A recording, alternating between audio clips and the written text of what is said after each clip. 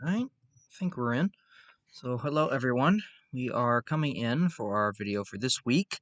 And for this week, I've decided to start talking about a certain subject that I've pondered for a while to start talking about. And we're going to do at least one or two more. I don't know how it's going to go with this on how this also relates to my home state of Ohio. So, it's also going to have some Ohio history added in the next video or two if it turns into that. But today I wanted to go ahead and talk about one of the big infrastructure changes that comes to the United States during the first half of the 19th century that in many ways changed this country, I would say forever. Even to this day, it is still heavily influential in the amount of change that it brought to the settlement of the Midwest, to just trade in general, to New York City becoming the economic center that it has become today. And some of you may be able to tell what it is, but for those of you who are not aware, what we are going to go over is discuss the legendary, I should say, Erie Canal, which the Erie Canal and it still exists, it is a canal that runs from Lake Erie at the Port of Buffalo in New York, and it goes across upper New York through the Mohawk River Valley until it reaches the state capital of Albany, where it joins with the Hudson River, and then boats can go down the Hudson, which empties into the Atlantic right at New York City.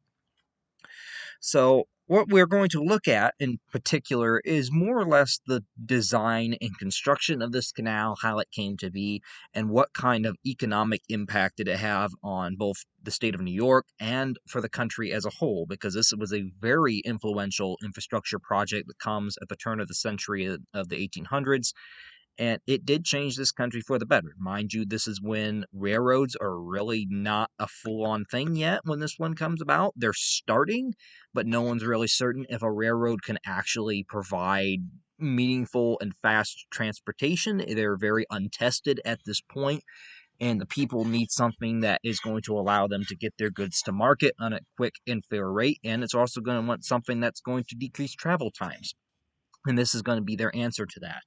So with the Erie Canal, and this is going to start pretty much back in the 1780s. Mind you, the colonies, before they got independence, a lot of their infrastructure projects, even if they had some state representation, they still had to get money from somewhere, and not every colony had this big wealth of money to go and settle further areas in western portions of there, let alone after 1763 King George III had limited the colonies that you could not settle west of the Appalachian Mountains after the French and Indian War to try to calm the Native American tribes out there that there wasn't going to be any kind of white settlers encroaching on their lands, which happened anyway. But it was the British government's attempt vainly to try to stop that. And it rightfully ticked the colonists off and a whole multitude of other issues. Then the American Revolution comes. America gained its independence from Great Britain, and in 1789, the new Constitution ends up getting put in place, and the new current federal government is put into power. Now, the state of New York, since the 1780s, had several plans proposing how to better traffic between what was becoming highly populated eastern half of the state on the Atlantic coast, where New York City is, to its western part that it now has. It is up toward the Great Lakes, Lake Ontario and Lake Erie. This part of New York was not heavily populated quite yet, but there were quite a few people out there. It just wasn't as heavily as the north. And a problem that was occurring was, how do we better connect these people in the western half of the state who are somewhat divided by the Appalachian mountain chain? And how do we connect them better with the eastern seaboard so they can both travel here better, we can travel there better, and how do we help the trade between these two regions of the state get better? Now, starting in the 1780s, many plans had been proposed to use the Mohawk River, which runs right and actually kind of acts as a natural divider between the Catskill Mountains and the Adirondack Mountains. There was the attempts to use the Mohawk River as kind of this crucial navigation waterway, so to speak, that could be used to connect the two regions better. But the problem was the Mohawk River at not all parts is a navigable river. It's a natural river. It's going to have all kinds of bends and turns and rapids and all kinds of dangers. And some spots it's not even going to be deep enough for a boat to get through.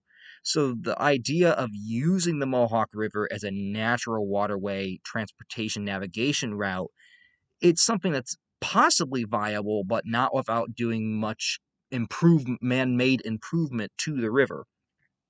And in 1792, a company called the Western Inland Lock Navigation Company was incorporated by the state of New York. And what this company was given the rights to do was to improve the navigation on rivers and lakes west of the state capital of Albany. Mind you, New York City is not the capital of the state of New York. It is Albany. Albany has been the state capital of New York, I think, since colonial times.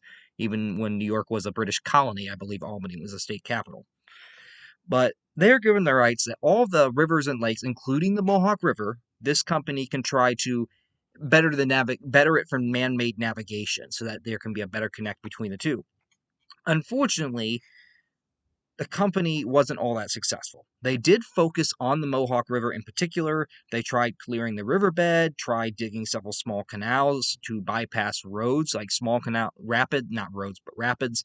So the idea was when there's a rapid, we could build like this small little side cut channel canal that could get a boat safely around the rapid without running the risk of getting smashed by the rocks. Unfortunately, those weren't always successful, and clearing the riverbed because they had to make the river deeper in spots in order for boats to even get up it. Now, despite the limited number of improvements that they did to try to better the navigation of the Mohawk River, the people that were involved with the Western Inland Lock Navigation Company became snarled in state politics. There were state politicians who, since they were incorporated by the state, they were getting state money to do these ventures, and there were state politicians who argued, why are we putting money toward this? This isn't worth our time. It's a waste of money, because there were some people that don't believe it could be done. And on top of that, the company lacked sufficient financial resources to undergo the work that needed to be done in order to fully make this river navigable, and that included overcoming some of the larger obstacles in place on the river. So eventually, the company ends up failing in its attempt to make the Mohawk River the main navigable point between the Atlantic coast of New York and the western part of the state that is up toward the Great Lakes. Now, some proposed a better solution that could come about instead of the Mohawk Valley. Now, mind you, the problem here, what it's facing, is people are divided by a mountain range. And while there are settlers out in the west that need to get their goods to market in order to make a living for themselves, mind you, there's no sufficient waterway that they can use quite yet. So the problem comes that they have to send it on wagons. Wagons are slow. They can take weeks just to get to their destination, weeks to get back, and they can only carry so much, let alone these wagons have to go over the mountains in what in most cases there isn't a whole lot of man-made cleared roads. So a lot of it's wilderness still at this time, and there is a really very real struggle for these frontier farmers to really make a living for themselves, because they can't really get their goods to market easily. Because mind you, let's say you have fresh meat, or let's say you have milk or something that can spoil, you need to get it there quick. And it's not exactly logical for perhaps gallons of milk. If you're trying to send it to New York City, you can't exactly afford 3 weeks for it to get there, because by the time it gets there, the milk might very well be spoiled, especially since refrigeration wasn't a massive thing at the time, especially in transport. So there's also the risk that your product could be spoiled or just rotten by the time it gets to its destination, which means you just wasted money sending that product to the city to try to sell it, and now you have to waste more money trying to get your wagon back. There was a really big disconnect, and there was also a disconnect with the cities. The cities needed the natural resources that were out on the American frontier, out in what would become the American Midwest as well, like Ohio and Indiana and Illinois. They couldn't easily have access to that stuff, so they need a better transportation route to decrease this. Another problem was the prices of manufactured goods coming from the eastern coast. They're quite high, because on the rare occasion that you can get a couple of them out to the frontier, because of the effort that it took to even get them out there, they cannot be shipped in bulk. And when they do get out there, their prices are much higher than it would be than buying it in the coastal cities, because of the effort that it took to get it out there. The same thing would go for any produce or stuff that the farmers sent east. By the time it got to New York City, the prices that they paid just to get the stuff over the mountains and over all the obstructions that were in its way caused them to ask for a high buyer price when it got to the city, which then put it at a disadvantage compared to people who lived relatively near the city and could charge a lower price because it didn't cost them as much. And who do you think people are going to buy from? So the idea comes about of a different idea to revolutionize transportation and travel and trade between these two sections of New York City, and even to a larger of New York State, and to a larger extent, the Midwest as a whole with the Eastern Seaboard, and that is to build a canal. Canals were not nothing new. Canals had been built for thousands of years, but the thought of building one from basically from one end of the state to another was almost unthinkable at that time. What was proposed was a canal between that would connect the Great Lakes with the Atlantic Ocean as a better solution. Now, again, at the time, you got to keep in mind the time, this kind of project has never been undertaken at that point, especially in all North America. There's been small canals like for mills or whatever else, but nothing on the scale of what they're imagining. And there are really two figures who make this canal, who make the Erie Canal an actual possibility and actually bring about the project that's going to come about. And the first one is kind of not even really he was aiming for. He was more willing to kind of, I would say, levy for its construction. He didn't have any real involvement, but he kind of convinced state lawmakers that a canal might be viable. And the second is very integral to the building of the canal. We'll discuss those next. So the first man in question is a flour merchant by the name of Jesse Hawley. Now, Jesse Hawley was a flour merchant from Western New York, and he had actually gone broke by trying to get his product to market in the Atlantic coastal cities. Because he lived in Western New York and it was such a hassle for him to get his stuff to the coastal cities, he actually ended up going broke and he got landed in debtor's prison. While he was in debtor's prison in 1807, Hawley published a series of essays while serving his term, well, his sentence. And in these essays that he published while in debtor's prison, Hawley advocated the need for a canal system almost 400 miles long between Buffalo on Lake Erie to Albany on the Hudson River. He saw that this would be highly influential to other farmers and people like him in Western New York. They'd be able to get their goods to New York City without problem, and it would definitely solve many of the transportation problems that existed as well. And, of course, pricing. Now, Hawley's essays caught the attention of state politicians, and there is one state politician in the New York Senate about 1811 that really becomes enthused and really interested in the building a canal through the upper part of the state, and that is DeWitt Clinton, who was also mayor of New York City. He believed a canal was vital for the economic advancement of New York City, that it would make with New York City basically as the terminus. I mean, it would go to the Hudson River, but the goal was you could float down the Hudson River because the Hudson River was definitely navigable and just get it to New York City.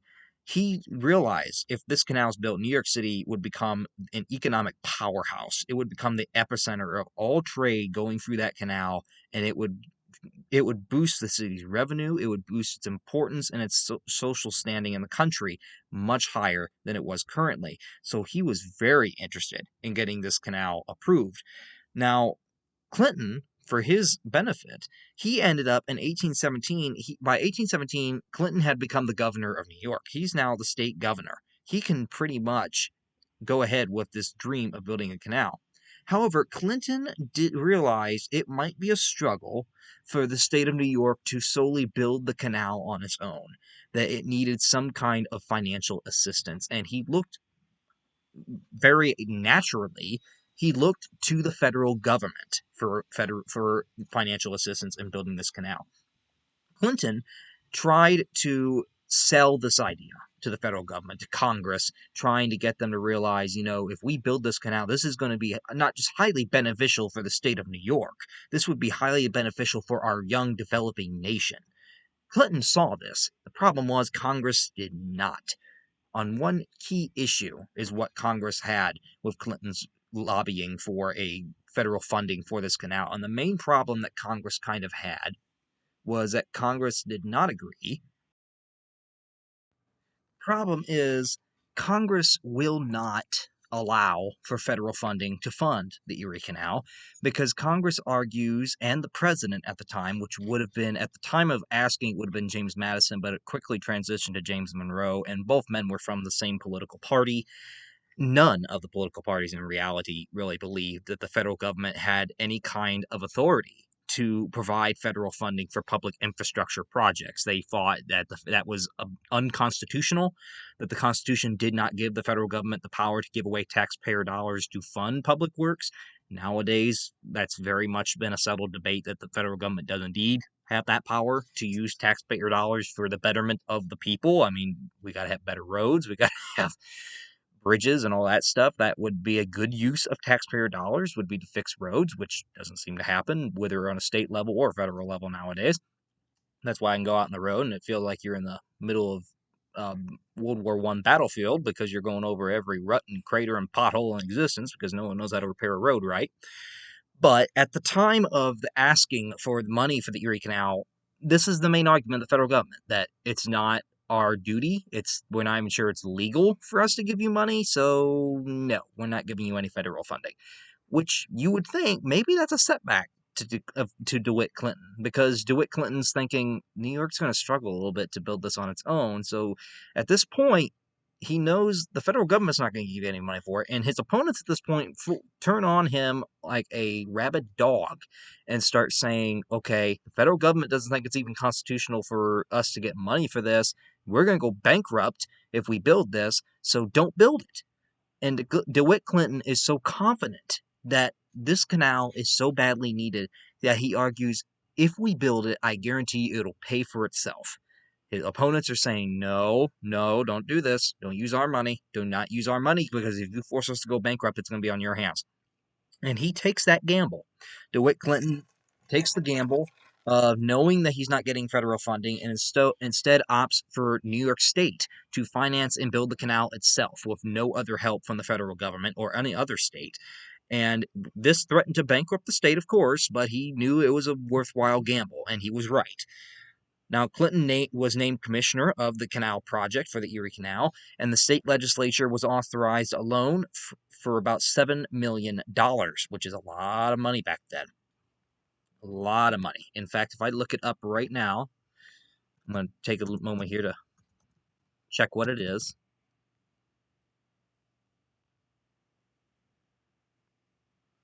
No, I don't want that one because that doesn't calculate. This might do it, because that one only goes back so far. So we're looking about $18-17 here.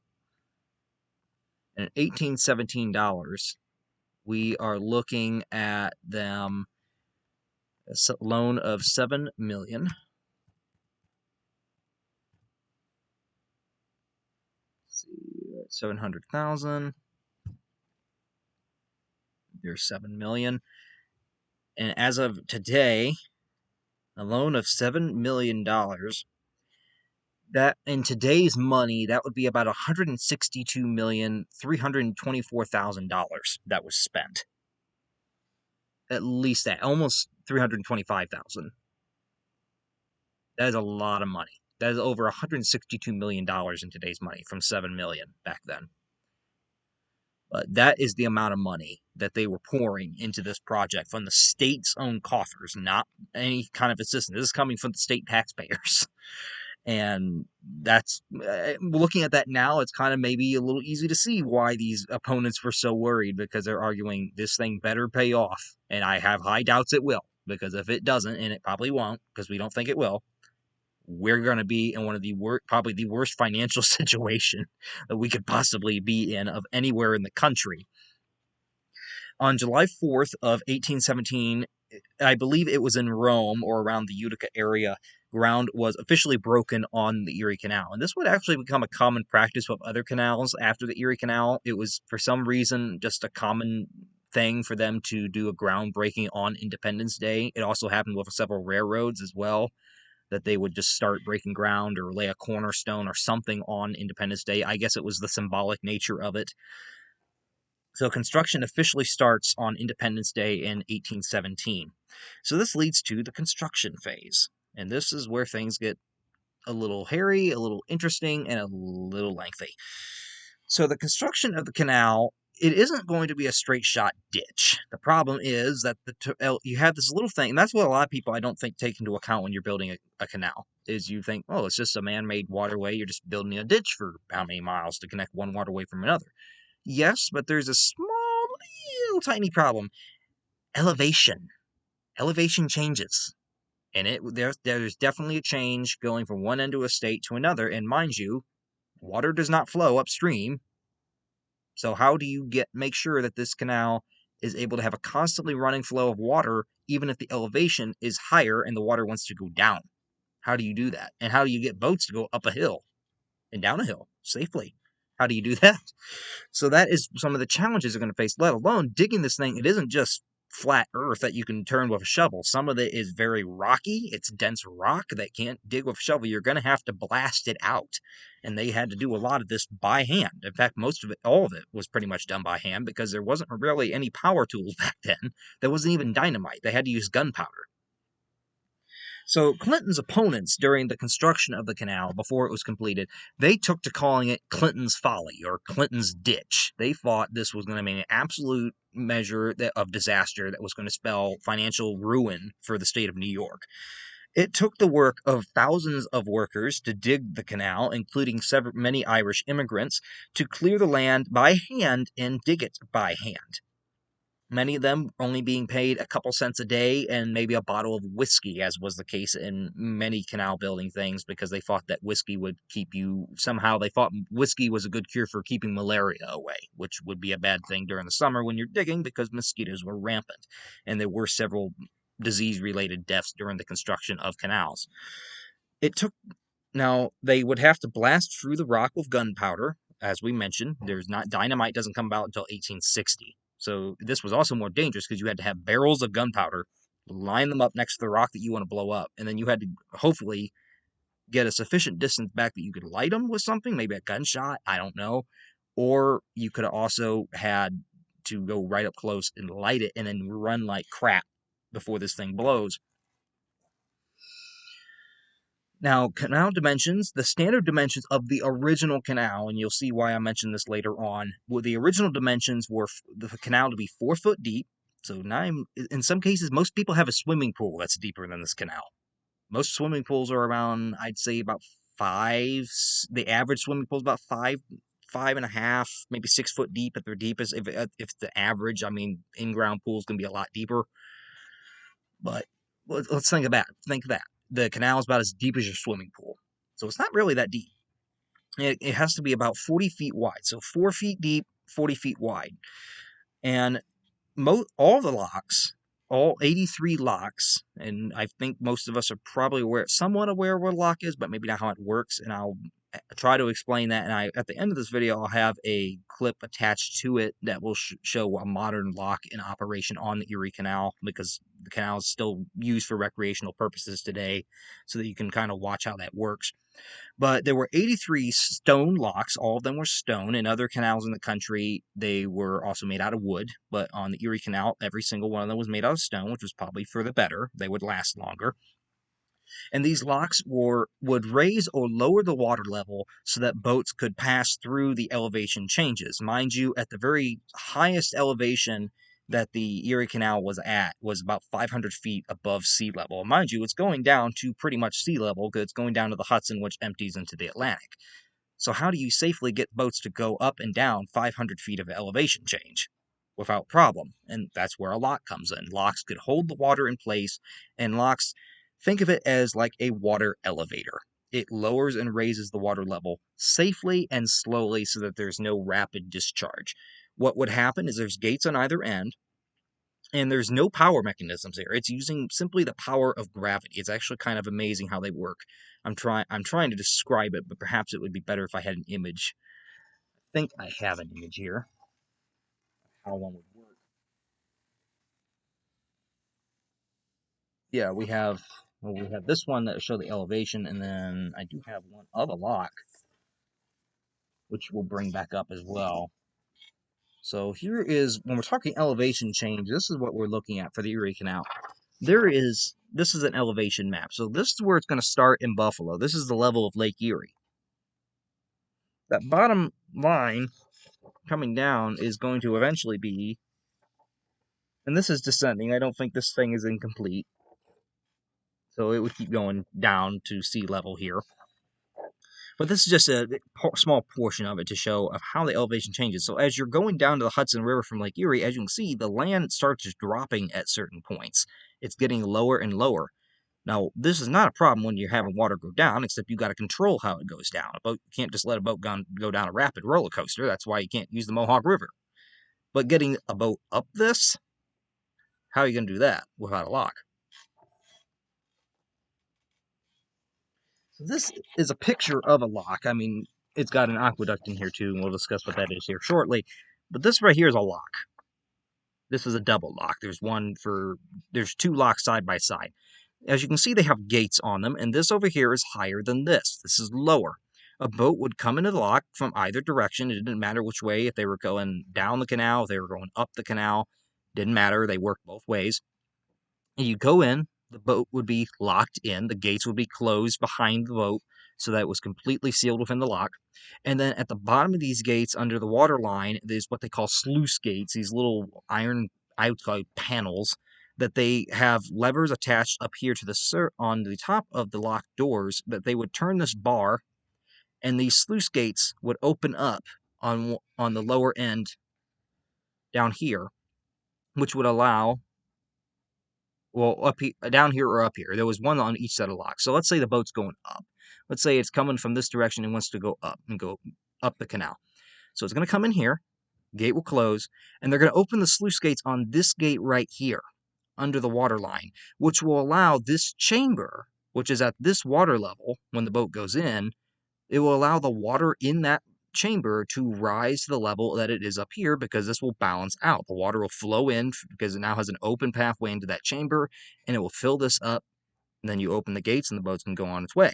Same thing if it was going down the other way. Come in this way, open this gate, let the boat go in, close it. You'd open the sluice gates down the lower end because you want to let water out to lower the level. And that excess water would slowly and very gently, like a bathtub, drain the excess water until it was down to this level, open the gate, and the boat can go that way. It's like a simple water elevator. It's better to see it in person. In Ohio, we only have one lock that actually still works in the state of Ohio out of the canals that we had. So I've gone to seen it, but I couldn't find a very good video of it online. But there's definitely one of the Erie, which I'll probably put on there, so that everyone can kind of see how they work. You can also look at the ones in the Panama Canals, very same concept. Locks have not changed much in so many years other than their size. The same concept, gravity, and it's like a bathtub filling up or down, or draining. So that is a lock, and there were 83 of those things on the canal. 83 locks to ensure that it could go up those elevation changes or down the elevation changes. Now, the canal engineers actually had very little engineering experience. This is actually probably a shocker to most people. They were engineers, but they also weren't engineers because they didn't have a whole lot of engineering experience, and that wasn't due to any fault of their own. The problem was that the United States is a brand new country, and at this time in the United States, the only formal engineering program that existed in the entire nation was at the West Point Military Academy up in New York. The problem is, unless you're going into the U.S. military, you didn't have any kind of access to that engineering program. You weren't going to be able to go take that course or whatever it may be. You wouldn't be able to get that training unless you went into the military. So many of them, this is really a test of them to learn on the job of how things were going to work. And they did surprisingly well. The canal gave practical schooling for these American engineers and builders that they couldn't afford because there was no civil engineering schools. And in fact, America's very first civil engineering school was the Rensselaer Polytechnic Institute, and was founded in Rome, New York, along the Erie Canal. Ironically, a year before it opened in 1824 is when this institute was opened. So the country's very first civil engineering school for the purpose of teaching people engineering skills and construction workers building skills was actually opened in response to the construction of the Erie Canal and right along it, and back in 1824. Engineers developed new equipment during the building of the canal to uproot trees that had to be removed. You had to cut them down. You had to remove the stump. You couldn't just let the stumps be there. because that posed a hazard to boats. So you had to get the trees and stumps out, remove them, and one of their big changes that they come about is they managed to develop a new kind of cement, most specifically for the lock chamber walls to kind of cement the stones together, the stone limestone blocks. And it could set and harden while the cement was underwater. So it didn't matter if you had water in the lock or not. This cement could still set and harden even if it was under the water line, which was good in the building of these locks in particular and aqueducts. And 18 aqueducts were then also constructed, which would carry the canal over bodies of water. Think of it as like a water bridge. We have a bridge for carrying a land route over water, and then we have an aqueduct for carrying a water route over water. And that is also in this picture, the same one that we show with the lock. And there's actually two of them, I believe. We have one, a small one that kind of looks here. It's not as noticeable, but it looks like there's a small creek. And right here, there's actually a little bridge for the towpath, for the mules and them, for them to walk over the waterway. But the one that's more noticeable is back here. This is the Mohawk River in Rexford, New York. This is where this picture was taken. This big bridge right here is actually the canal going over the river. So on top of that, it isn't land, it's water. It's the canal going over. And that's what they used it for. They were basically a water bridge to carry them over rivers and to ensure that they could cross them as well. That way, you didn't have to worry about a river being attached. You just build an aqueduct over it. On the west, now, some of the specific problems that came up during construction was there was one on both the eastern and western side. On the western side, the big challenge was what they call the Niagara Escarpment, which was a 75-foot rock ridge that had to be blasted through with gunpowder, and then how are you going to get up 75 feet? Their answer by canal engineer Nathan Roberts was a series of 10 locks with 5 levels of locks, 2 side by side, so there'd be 10 total, and it would look like a staircase to carry the boats over that 75-foot Niagara Escarpment. The town that grew up around that staircase of locks is now known as Lockport, and it still exists. The locks are still there. I think it's just one lock now, but there used to be at least 10 of them that would take the boats up and down. And that was the issue with Lockport. The solution was build a staircase of locks. Unfortunately, I couldn't find a really good picture of that. But there's definitely, I think the video I'm going to send, I think, is from the Lockport area of that lock in particular, or one of the locks. The eastern section of the canal through the lower Mohawk Valley on its decline had to have 27 locks within 30 miles. So almost every single mile there had to be at least one lock because that's how quickly the elevation was changing. That was their solution there. So on our independent contractors were also usually the ones that dug the canal in sections. They would be assigned a section. They were paid by the state to hire workers to dig these small sections out that they were contracted to do, and they were the individual contractors, at least, they were the ones responsible for supplying the equipment, for hiring and supervising and paying the workers that were working for them, which sometimes didn't always happen on time, which caused other issues. On October 26 of 1825, the canal was finally finished. It had taken 8 years to finish this canal, and as part of the grand opening of the canal, Governor Clinton and several other dignified guests, they boarded the first canal boat to go down the canal at Buffalo. They boarded the Seneca Chief, is what it was called, and they traveled the canal, stopping at every single town along it, and traveling. Then, once they got to Albany, they went down the Hudson River and went to New York City. Upon reaching New York City from Buffalo for the first boat to ever make that route, and mind you, this only took 10 days. It took them a little more than a week to get from Buffalo, New York, down to New York City. Where that beforehand, that could have taken half a month. That could have taken half a month, if not a whole month, most likely, with a wagon. And Clinton, upon reaching New York City in the harbor before a whole assembled crowd, he had taken on this boat a keg, a barrel of water from Lake Erie. And when he got to New York Harbor, he ended up taking this keg and emptying the Lake Erie water into the harbor and into what was essentially the Atlantic Ocean, because it's a part of the Atlantic Ocean, and what they called the marriage of the waters. Finally, the first flow of Lake Erie water had gotten into the Atlantic Ocean through the Erie Canal. Not that it already didn't get there over Niagara Falls. So that is the construction of the canal, of what happened there. Now, what about the economic impact is what we're going to look at next. And before we do, go ahead and I'll show the route of this canal, of what it looked like on its initial completion, and who Clinton is. That one. So here we have around 1840. This is the route of the original canal. So up here is Lake Erie, down here technically, and there's Buffalo, and then we have goes up from Buffalo. There's Rochester, New York. Go up this way. There's Syracuse, Rome. I think is somewhere in here.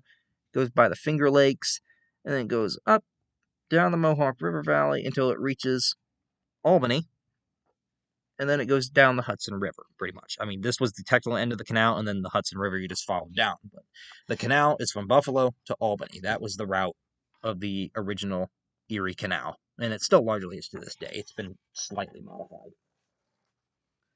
And then here we have a portrait of Governor Clinton, and what he looked like. He was the governor of New York that was really the main person to get this going. Of course, the canal for many years had by his opponents was nicknamed Clinton's Ditch or Clinton's Folly. Well, they were definitely proved wrong by the economic impact that we're about to discuss.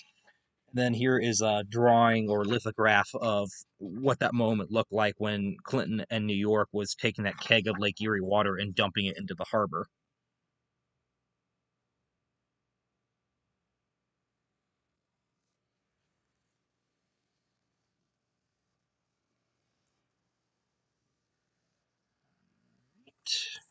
Economic impact of the Erie Canal. Now, the Erie Canal, it would transform New York City into the commercial capital that it still in many ways is today. It gave New York City direct access to the Western markets, particularly in the Midwest through the Great Lakes, which was a big boon for also the Midwestern frontier. People here in my home state of Ohio and Illinois and Indiana, because now these people could just ship their product instead of having to worry about sending it thousands of miles in through the treacherous Appalachian Mountains. Send it to Lake Erie on the one of the Ohio ports, and then they can take a boat up Lake Erie. Boats were faster, and they could go up to Buffalo. At Buffalo, they would go down the Erie Canal to Albany, and then down the Hudson River to New York City. It was a lot quicker, and it helped lower prices substantially and risks.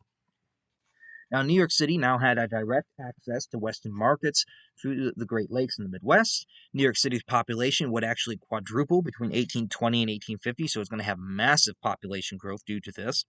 And New York City would also become the country's major banking center by the mid-19th century. And it still is to this day. The New York Stock Exchange is still in New York. The J.P. Morgan Company is one of the largest banking companies, I believe, and they still are headquartered in New York as far as I'm aware, or at least they used to be. The canal also proved extremely vital to the nation's economy because by 1853 it carried 62% of all of U.S. trade in the country. By 1853, 62%, over half of this nation's trade was going through the Erie Canal. That is actually quite amazing that it was doing that. Manufactured goods can now be bulk shipped to the frontier, which allowed them to be much cheaper when they got there, because now there was larger quantities reaching these far Midwestern regions. So now we can ship them in bulk and lower the price. And farmers in Western New York and the Midwest now had cash by saving that money on these manufactured goods. And by saving the money that it cost to ship their goods, they now had cash to purchase those consumer goods. So it worked out on both ends. And they could also more cheaply ship their wheat, corn, and crops to coastal markets, which lowered prices there as well. Boats were typically pulled by mules and horses, and they could carry originally 30 tons of loads, 30-ton loads of freight, which is still a lot more than a wagon could carry. Because, mind you, a wagon could break an axle, the wheel could pop off, or whatever else, and that wagon stuck. Plus, it would be weighted down in mud. And it wasn't really a strain for these mules and horses to pull these boats. I've been on a couple canal rides here in Ohio, and I can tell you from just experience, it doesn't really take a whole lot to pull one of those boats. They typically it's just a pair of two mules or two horses, and they're able to pull these boats. You would be surprised at how easy it is for them to pull something like that because there's very little resistance from the water. It's probably perhaps better than a wagon. So the shipping costs, for an example, before the Erie Canal came into play, shipping costs from Buffalo to New York City had been at about $100 a ton for cargo freight. After the Erie Canal opens, that price goes down from $100 a ton to $10 a ton. That is a significant drop. So let's look at what that would be nowadays, just to give a better inclination of how much money someone might be saving. So let's take 1817, the year the canal started, but it was not in any way complete. $100 in 1817 nowadays would be approximately $2,318 now. Or if we round it, we're going to row ahead, round to here, 2,319, because it's like 0.92 cents. So $2,319 is $100 back before the canal opened. That is how much it would cost you to ship 100 tons of freight. Well, not 100 tons, but a ton of freight. Just 1 ton cost you $2,319. By 1825,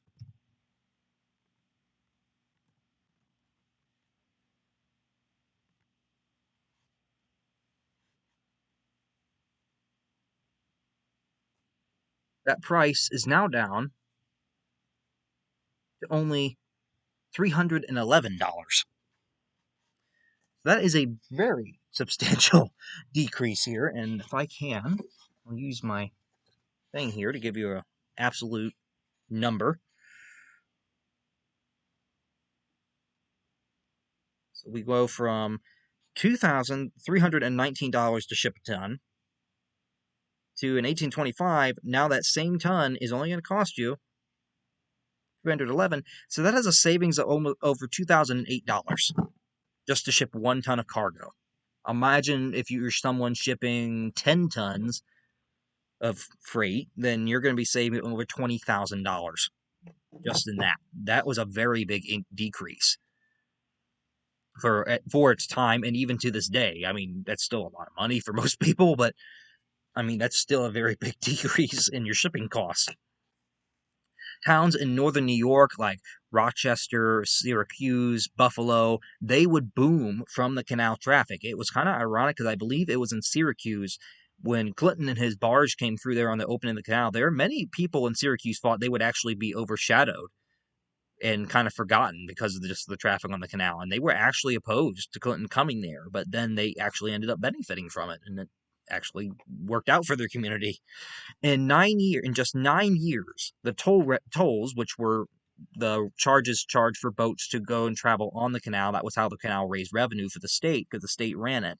In just 9 years, tolls charged for that revenue had not only paid off this entire $7 million state loan that had been loaned to finance the building of the canal, but it also had worked to finance the construction of several branch canals to further expand the system. There was more than enough money. And Clinton's ditch, or Clinton's folly, became a very big economic success. In 1835, the state actually enlarged the canal to be 70 feet wide from its original 40 feet, and from its original 4-foot depth to 7-foot depth, and the locks were expanded to be 110 feet long to 18 feet wide. This enlargement was completed by 1862, which allowed loads of over 100 tons instead of the original 30-ton loads. Despite the closure during the winter months, because during the winter the canal would freeze over, so for about 4 or 5 months of the year, depending on how the winter was, the canal couldn't operate because it froze over. But despite the closure during those winter months, it remained a viable route to ship bulk or heavy cargo. Even after the railroads came in, because it was the only major canal New York had, it was still highly successful. Whereas here in Ohio, that ended up being a little bit different, but we'll discuss that in our next video or two. So that brings us here to what will become the decline of the system, but we'll show you a few things here first. So here is in 1853 a map of the main Erie Canal in 1853. So at this point, the expansion of the canal is going on. But at the same time, we now see there's a bunch of branch canals that are starting to branch off from it that connect like the Finger Lakes, Lake Champlain up here, and then we have even one going up to Lake Ontario. So they're expanding the canal system at this point because of the money that it's bringing into the state of New York. New York would get its nickname of the Empire State because of the business that would be attracted there from this. Here, and we talked a lot about freight, but I mean, passenger traffic also exists on this canal. It made passenger travel a lot quicker for someone to, if they need to go visit someone in the West or Midwest or New York City. Take the Erie Canal. There was passenger canal boat services, passenger packets. And this is just an image of what one of those passenger packets would have looked like. Small boats that were exclusively for the purpose of carrying passengers, paying passengers on them. You could be down here, or you could even set up here on the top and just go down the canal. And then here we have a picture of some pair of mules or mule teams actually pulling some boats along the Erie Canal. I don't know where exactly this picture was taken, but in the background we can actually see the boats. They were, of course, had a rope harnessed to them. And that one, it looks to be a cargo hauler.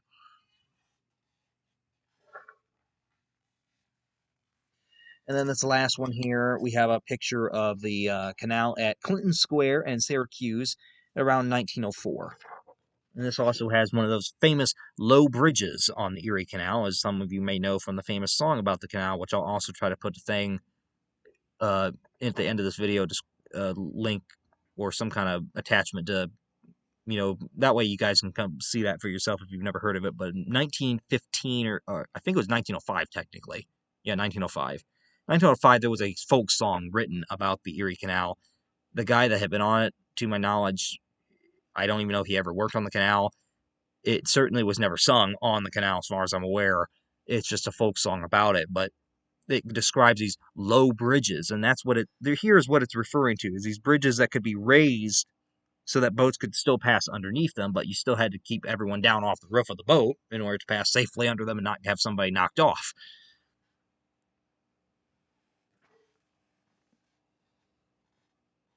So, the decline. In 1915, the state of New York ordered a major overhaul to the entire Erie Canal system so as to better compete with the railroads at this time.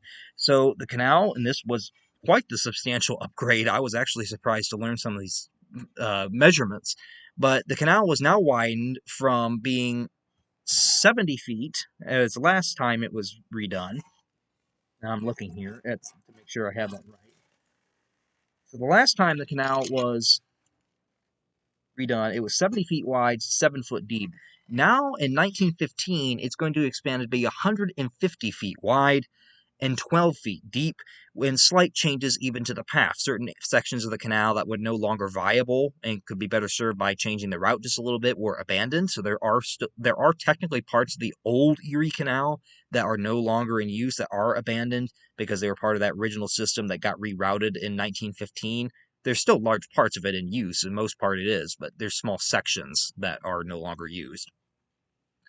So some parts of it were rerouted, and it was renamed the New York State Barge Canal. And this would connect with the old main canal, with Lake Champlain, Lake Ontario, and the Finger Lakes, around the old home of the Iroquois Confederacy. And these could handle this new New York State Barge Canal. The redone canal could now handle steamships that were carrying not 100 tons of cargo, but over 2,000 tons of cargo. So this was a very substantial update to a system. Now, however, despite the update, the canal did still struggle against railroads, and eventually airplanes came out as well, and that definitely, absolutely got rid of the need for them. And canal traffic would decline significantly in the decades that followed, and then it just almost entirely dropped off after 1959 when the St. Lawrence Seaway was opened up for the Great Lakes, which provide a much quicker way to get to the Atlantic Ocean, and that's the main shipping route now. And then there was really no point for the Erie Canal anymore. Things had changed so much that it had outlived its purpose. But unlike several other canals that were forgotten by history and left to rot, get overgrown, filled in, whatever else, The Erie Canal never was really forgotten by the state of New York, and it's now a national heritage corridor, I believe. It's federally protected. The state of New York still operates the canal in almost its entirety. And today, the canal is mostly used for multi-purpose recreation and is maintained by the state. There, you can still go up there and go on a recreational boat through the locks, go travel almost the entire whole canal. It's still used. It's just not used for shipping that much anymore. And then a picture of that would be like this one right here. This is an old Erie Canal State Park in DeWitt, New York, but you can still travel the Erie Canal to this day. It's still intact. Even though next year it'll be 200 years old since this thing was completed. That, I think, completes the video for today. I more or less just wanted to discuss the Erie Canal. It was something I'm very much, the past 3 years I spent like researching Ohio's canals to no end, and that's what our next video or two is going to be on, is the two big ones that Ohio had, which tried to copy the success of the Erie Canal, and they just never were to the same part. They were successful for a time, but never on the level that the Erie Canal was. And it's really the sign of a bygone era. I mean, it's before railroads were even really a thing, and railroads in many ways helped to kill them. But I wanted to discuss the Erie Canal because it is the more well-known of the of the canals. It is definitely the most successful of all the American canals, I believe. And it was just something that needed to be discussed going into the Ohio canals, because many of the engineers that worked on the Erie Canal would work on Ohio's canals. DeWitt Clinton would even help break ground for one of them, and we're going to discuss that in the next video or two. But I spent the past 3 years traveling and searching out every single remnant and photographing every remnant I could find of Ohio's old canals. And I compiled like 2 whole photo albums of all the remnants I could find, identified them by lock number if I could, or what towns they were by. Some parts it's sad to see what is left. It's just so overgrown and crumbling because they've been fully abandoned. And other parts they've been restored and they look absolutely marvelous. But I just wanted to go ahead and talk about the Erie Canal before we got into that, because it does relate to the Ohio canals in many ways, which we'll see here very shortly. So if anyone should have any questions about this video or any comments, be sure to leave them in the comment section below, and I'll be sure to go through them. And we will next week hopefully be covering the Ohio canals, or at least one of the two. I might have to split it into two depending on how long one would take, but we'll have to look at it that way. I'm thinking it's going to be two, one on each canal, and then we'll see what we do after that. And at the end, of course, I'm going to put a link at the end of this video to 2 videos, one for that Erie Canal song that is there, and one that will be for the video of just going through what going through a lock actually looks like on the Erie Canal today, so you can see how that kind of looks if you were on a boat or seeing a boat go through it. So we'll make sure that we put that in there. So if anyone has any questions, comments, leave them. Otherwise, we'll see you all back here next week for our next video on at least one of the Ohio canals and how the Ohio canal system came to be.